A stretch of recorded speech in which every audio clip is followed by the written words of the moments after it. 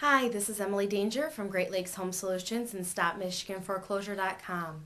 Here are the 7 misconceptions about attorneys, realtors, and mortgage lenders. Misconception number 1. An attorney told me all I have to do is file Chapter 13 bankruptcy to stop the foreclosure. Yes, a Chapter 13 temporarily stalls the foreclosure proceedings. However, it is only a temporary solution.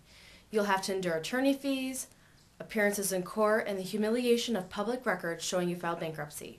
Remember that after you file bankruptcy, you are required to resume payments on the house, plus all arrears, or you will still lose the house.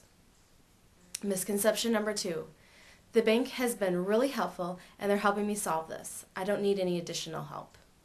Yes, you need to be talking to the bank. The worst thing you can do is ignore them. However, the bank does not have your best interests in mind. They have theirs. They want to get paid as soon as possible, or they will take your house. If you don't have someone on your side, you may end up losing your home even faster. Misconception number 3. I can work out an affordable payment plan or a forbearance with the bank. Sometimes lenders will work out a payment plan called forbearance, but it is never reasonable and your payments will increase significantly. If you can't afford your payments now, how does the lender expect you to pay hundreds or sometimes even thousands of extra dollars each month in your monthly payment? Statistics show that approximately 85% of homeowners in forbearance do not make the second payment with a forbearance plan. Misconception number 4. The lender won't kick me out because my husband and I have medical disabilities and 6 kids living in the house. The sad, unfortunate truth is that the lender only cares about collecting their debt, and no matter what your situation is. The harsh reality is that once the house goes to auction, the sheriff will eventually show up at the house and order you and your family to vacate the property at once. Misconception number 5. I owe too much on my house, so if I sold my house with a realtor, I would have to pay thousands of dollars in commissions and closing costs. I can't sell the house. It's not an option, and I don't have the money. Remember, you don't need a realtor to sell the house. Unfortunately, in many situations, the person in foreclosure can't sell the house to stop the foreclosure because they can't afford realtor commissions and closing costs, or there is not enough time to sell the house and close before the auction date. These problems can be overcome by working with an experienced foreclosure specialist who has a working relationship with banks and is willing to negotiate with these banks on your behalf.